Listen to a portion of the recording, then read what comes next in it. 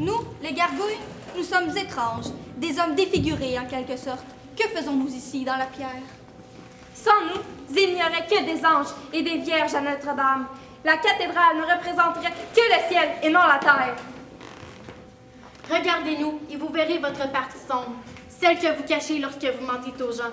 Voyez Frollo, qui ment en offrant la communion. La prison est à portée de vue du cyclope de Notre-Dame. Dans cette tour, une autre gargouille aiguise ses griffes, chauffe ses pincettes et huile les roues de ses instruments. Le tortionnaire crache dans ses mains et se prépare à travailler sur le corps fragile d'Esmeralda. Où est mon chevalier à l'armure éclatante? Phébus, sauve-moi!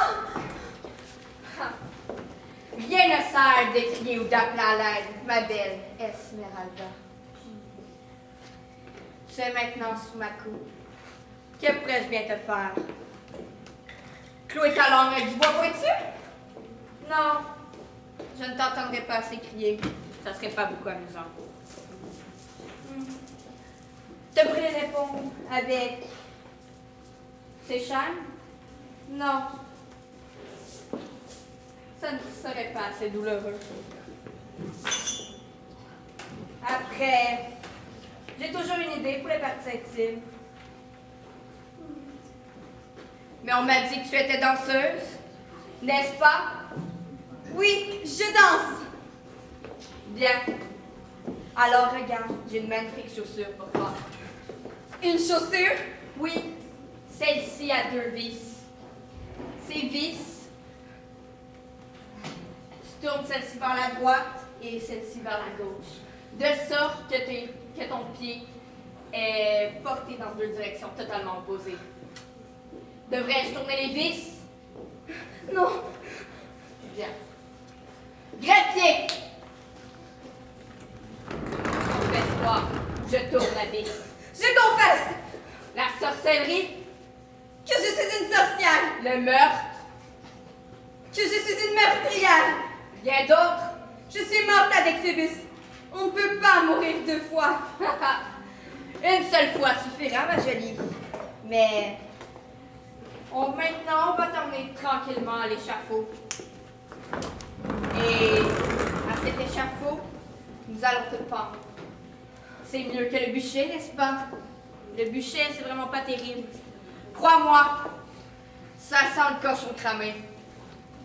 Bon, on se reverra à l'échafaud. Enterrez-moi, je suis déjà morte. Assez! Maintenant, je vais boire. Fermez les portes. Apportez-lui du pain et de l'eau. Plutôt douce, cette tortionnaire, n'est-ce pas? Écoutez maintenant le jugement de la cour corrompue.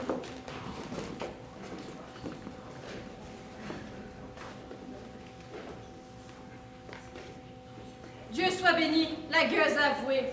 Au jour choisi par notre Seigneur le roi, à l'heure de midi, tu seras emmené, pieds nus, dans une charrette, la corde au cou, devant le grand portrait de Notre-Dame, avec une torche en cire de 2 livres. Tu te repentiras et tu seras ensuite conduite jusqu'à la place de grève, où tu seras pendu au gibet de la ville, en réparation de tes crimes qui ont été confessés. Sorcellerie et magie, débauche et meurtre sous la personne du Seigneur Phébus de Châteaupeur. Dieu est ton âme.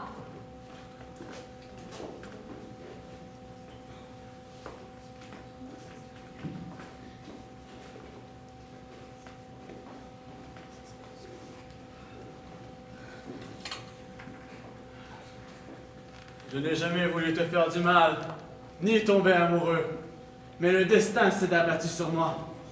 Il a été plus fort que moi. C'est lui qui t'a pris, lui qui va te tuer aussi. Aussi assurément qu'une araignée tue une mouche, aussi assurément que notre Seigneur a été pris et tué par ceux qui l'ont crucifié.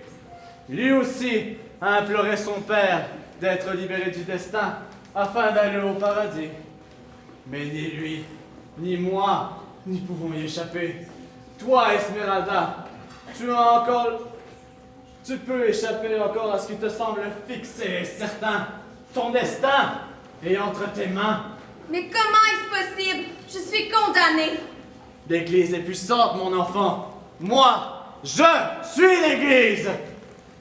Tu peux encore échapper à ton destin. Abandonne-toi à moi et je te sauverai. Jamais, même si je devais mourir des milliers de fois. Esmeralda, je t'en prie, aie pitié de moi.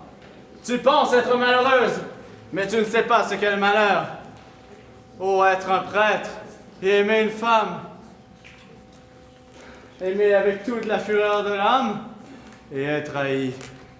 Sentir que l'on donnerait tout pour son sourire, son sein, ses entrailles, son salut, sa renommée, l'immortalité et même l'éternité.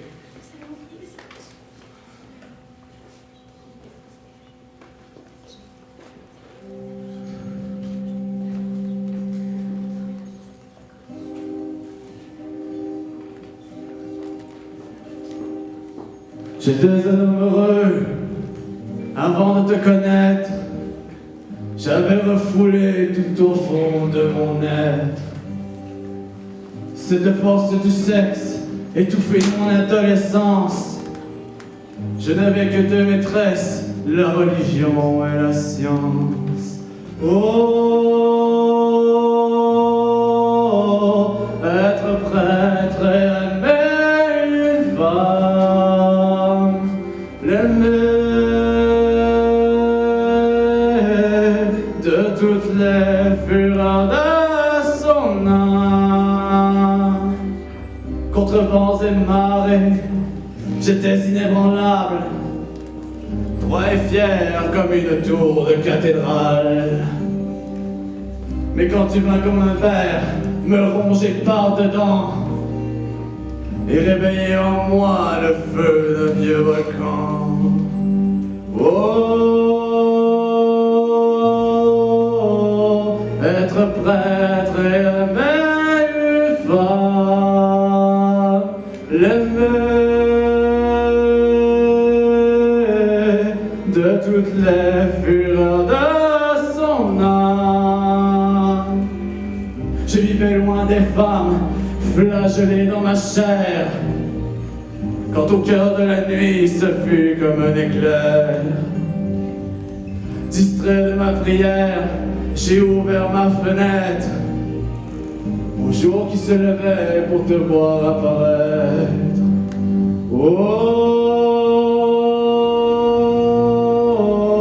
être prêtre et aimer une femme, l'aimer, oui l'aimer, de toutes les fureurs de son âme. Oh, être prêtre et aimer une femme.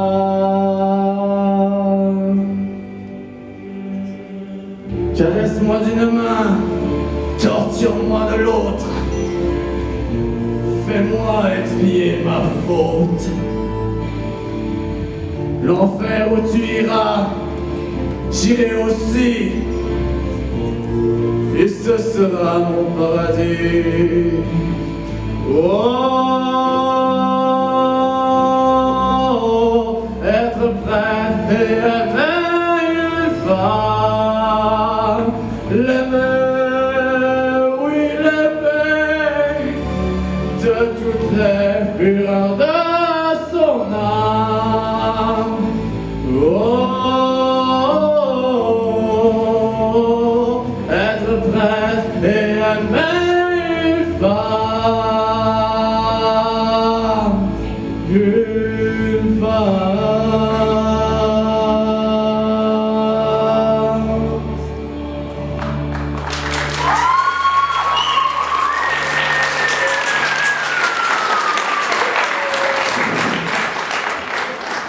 Va-t'en, monstre assassin!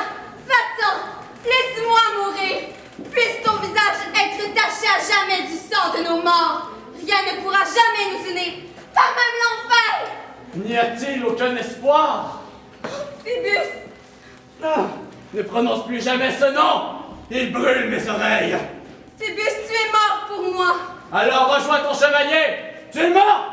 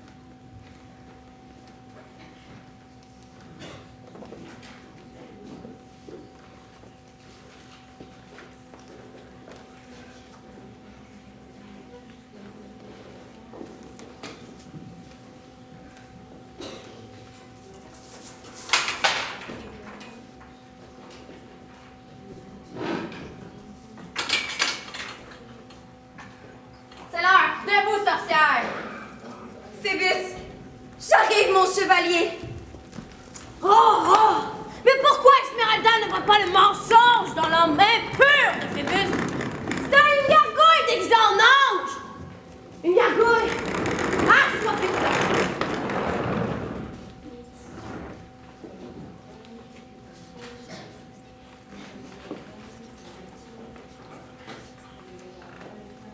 Némédée!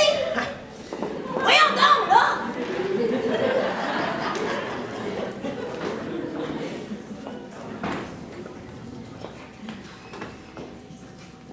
C'est bon, là, c'est bon!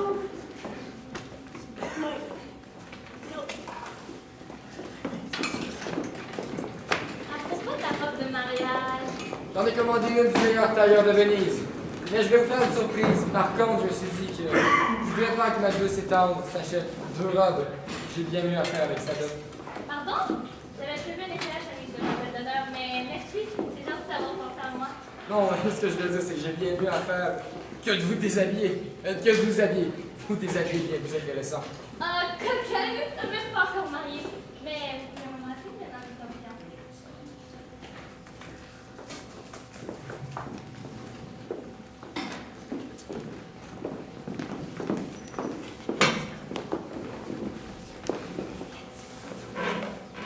Trop petite! Trop grande! Pas belle! Inconfortable! J'ai l'air grosse dans celle-là, une autre! Pourquoi moi, on n'a jamais le droit d'essayer de robe de mariée? C'est juste. C'est une blague, j'espère! C'est pas votre mariage que je me souvienne! Des fois, tu me demandes comment nous faisons prester la vie, vous, ma chère. Vous êtes si désespérante. Non, de Dieu, si c'est vous parlez bien des miennes et des vous croyez donc pas que je suis coincée. Ma foi, elle nous prend pour ses bonnes! C'est pas parce que son père est plus riche que le nôtre que tous les permis! Imaginez-vous la crise qu'elle nous aurait fait si nous lui avions révélé ce que nous avons découvert au sujet de son cher Phébus le soir du bal. De quel secret parlez-vous donc? Le secret que la surprise que Phébus lui a préparée, ma chère. Ah, je ne pouvais pas mieux espérer qu'un fiancé. Un vrai amour, n'est-ce pas? Totalement d'accord.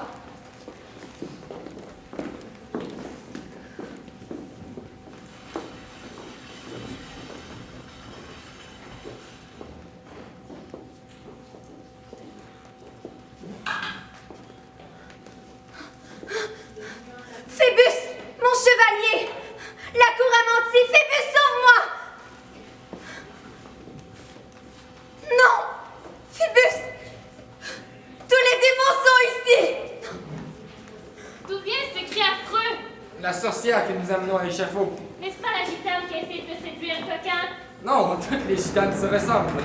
La France est bien mieux sans gitan. Ils ne partagent ni notre religion, ni notre mode de culture, et ne sont simplement pas... Français. Brûlez-la! Oh, regardez sa jolie tête. Ils vont la pendre. Vous disiez qu'elle est jolie. Non. Elle sent la chèvre. Oh. Et vous sentez. Le parfum français. Et l'or. Quoi? Oh, l'or de vos cheveux qui ressemble à des champs d'or de Normandie. Ah, je me marie un poète français. Une gitane ne pourra jamais comprendre la culture française. Mon chéri, pour la d'autre.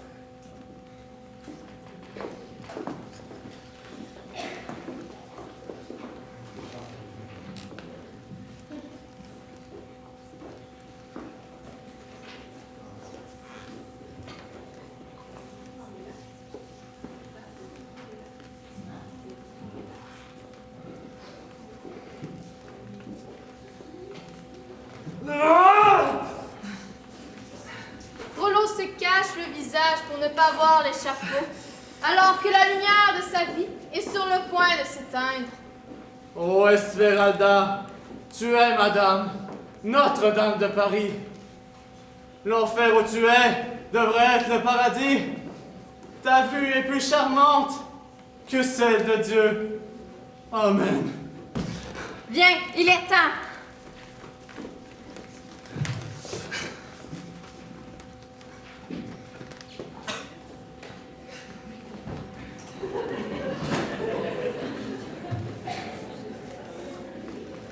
Mort à la sorcière!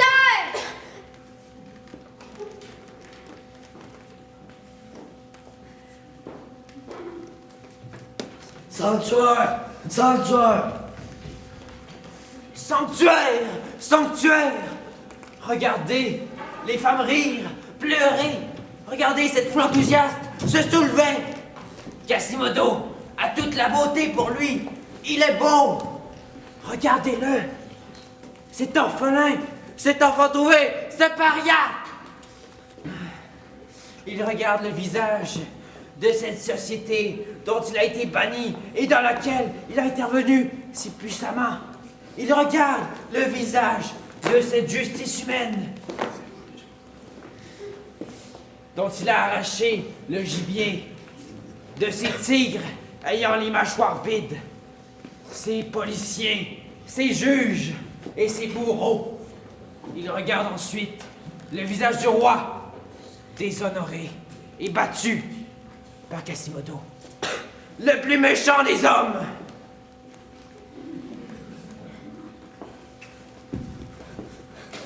Mais d'où vient cette sorcellerie?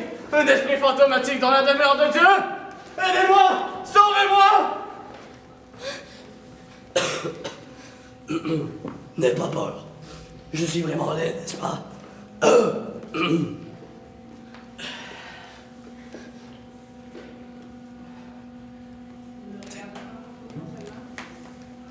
Ne me regarde pas.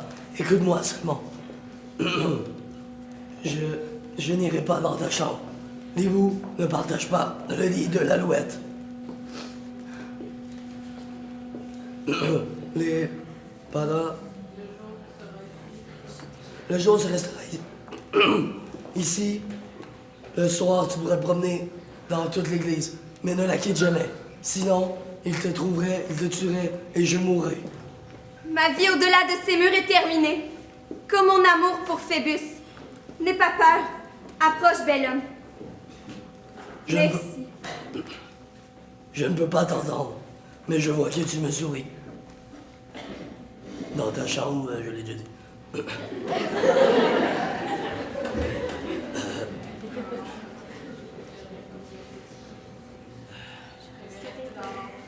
Je resterai dans l'ombre et te servir comme je peux. Sois béni par la grâce de Notre-Dame.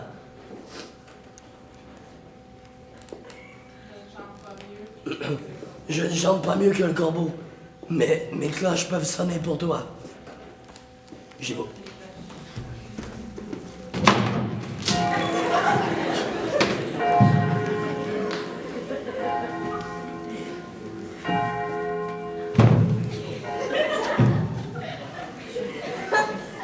Jerry, si seulement tu pouvais entendre. Les jours passent. Pour éviter Esmeralda et son fils presque formés, Quasimodo se déplace... Frollo se déplace comme une pièce d'échec dans sa cathédrale. Par le froid, il se cache, ses yeux brûlants de désir pour Esmeralda, se cachant pour apercevoir sa peau lorsqu'elle se lave avec l'eau que lui apporte Quasimodo. De temps en temps, il va s'enfermer plus loin, désirant en finir avec ce voyage qu'est la vie. Tellement torturé par cette prolongée de vide, il n'en peut plus. Mais quelque chose dans son âme est de pierre, comme nous. Est-ce les visions des flammes de l'enfer qui retient ce prêtre impie?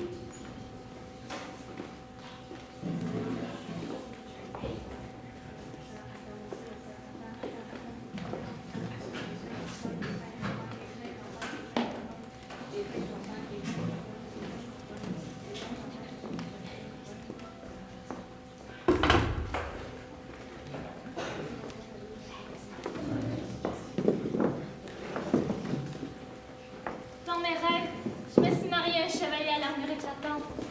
J'ai vu mon rêve, mais ne me dis pas que tu vas à la guerre. Je ne supporterai pas de te perdre après t'avoir trouvé. Ma douce, il n'y a rien de dangereux. Nous avons reçu l'ordre du roi d'attaquer la cathédrale de Notre-Dame. Et moi, j'obéis. Le roi veut que nous lui ramenions la sorcière pour l'exécuter. Mais comment pouvez-vous entrer dans Notre-Dame en frein de la loi du sanctuaire? Cette loi n'est juste d'une vieille tradition. Nous sommes dans un monde moderne. Nous avons les livres, les armes, la poudre réprimée. Mais je ne t'ai jamais vu avec un livre ou un pistolet. Bien. Nous trouvons des deux dans Paris. Regardez, la Notre-Dame est dans Paris, Paris est dans la France, et la France est son royaume. Je dois attaquer. De toute façon, Notre-Dame n'est protégée que par une porte épaisse et une vieille tradition. Sois prudent. Je ne fais que mon devoir. Bon, maintenant, une bière ou deux. Ou encore. Et toi, combien pour une heure? Une demi-heure?